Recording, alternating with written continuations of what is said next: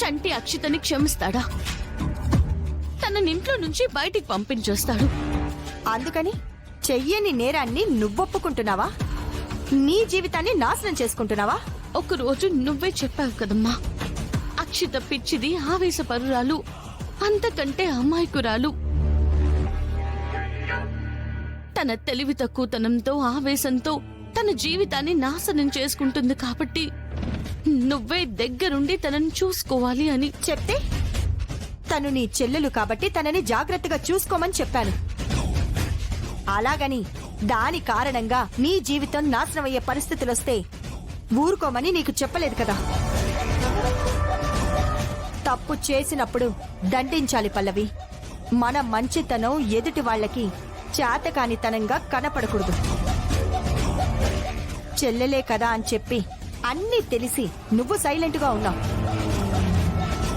ఇప్పుడు దాని point of వ్యూలో తీసుకుంటే ఇంత చేసినా నోరు ఎత్తలేదు కాబట్టి నేను ఏం చేసినా చెల్లుతుంది అనుకుంటుంది. అప్పుడు ఇంకా తప్పుల మీద తప్పులు చేస్తూనే ఉంటుంది. చివరికి తనే నష్టపోతుంది. సో నా చెల్లెలి కోసం నేను భరిస్తున్నాను అని చెప్పి నువ్వనుకుంటే నీ చెల్లెలి జీవితాన్ని నువ్వే నాశనం చేసిన దాని అవుతావు. నేను చెప్పేది నీకు అర్థం అవుతుందా? తప్పు చేస్తే తల్లైనా చెల్లైనా ఒకటే పల్లవి. వీలైతే తోటివారికి సాయం చెయ్యాలి. కాని మన ఉనికినే ప్రశ్నార్థకం చేసే పరిస్థితుల్ని కల్పిస్తే ఖచ్చితంగా తాట తీయాలి. ఇకనైనా మారు. జరిగిన దానికి బాధపడుతూ కూర్చోవద్దు. ఈ అమ్మ నీకు ఎప్పటికీ ఏ విషయంలో అయినా సరే నీకు అండగా ఉంటుంది. అమ్మా,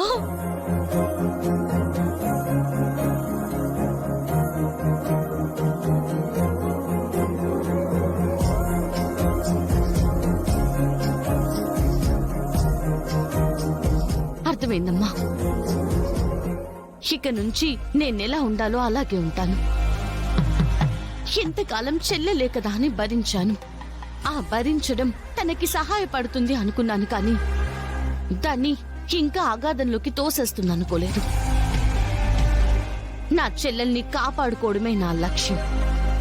కానీ నేనిక్క నుంచి వర్షన్ మారుస్తాను. మళ్ళీ నా జోలికి రావాలంటే భయం కలిగేలా చేస్తాను. సరే,